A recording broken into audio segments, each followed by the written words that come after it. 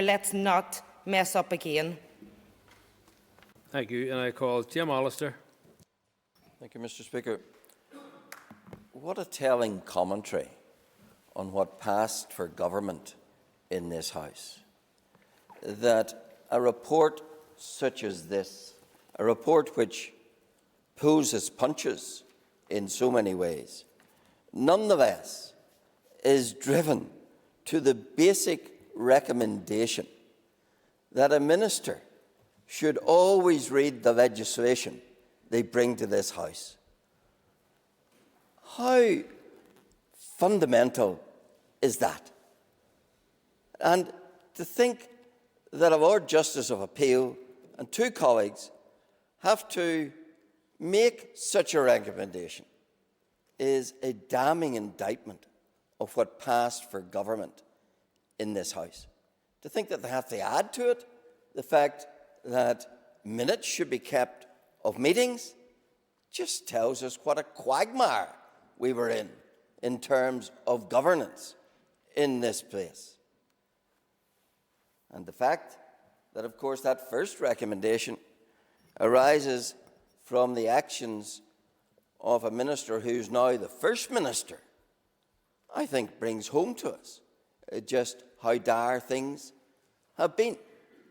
But of course, it didn't all end with the DUP. One of the most startling revelations in this report is how the Minister of Finance of the time, Mr. Mueller, conducted himself.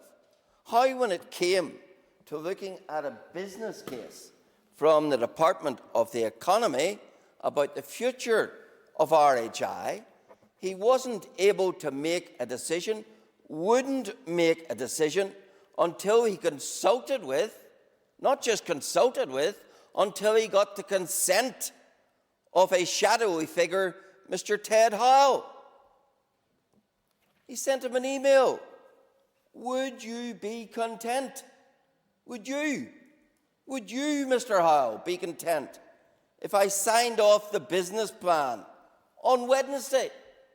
That is how government was being conducted in this place. Is it still how it's being conducted?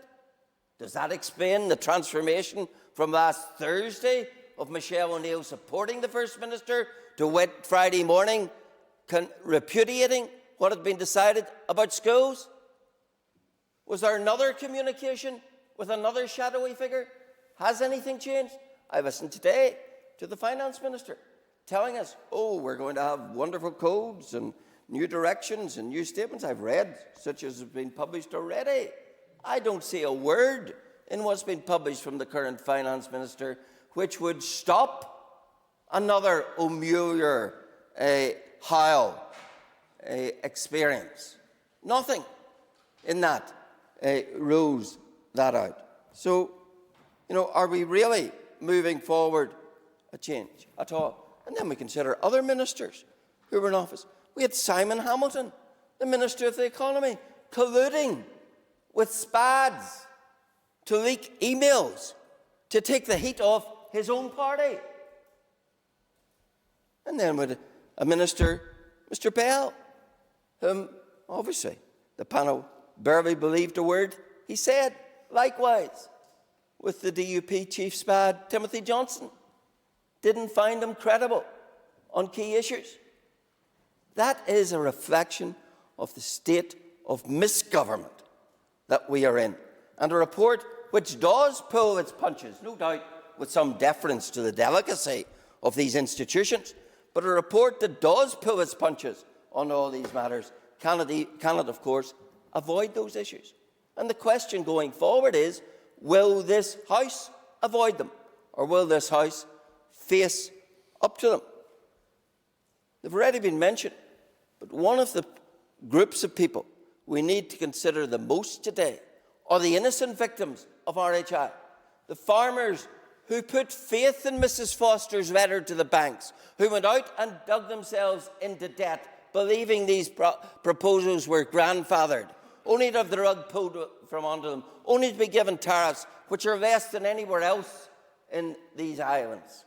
Remember, draws remarks to close. Those farmers who now dear hope them, have to look to this House to remedy that debacle. Let's hope we do. Thank you, and I call Jerry Carroll.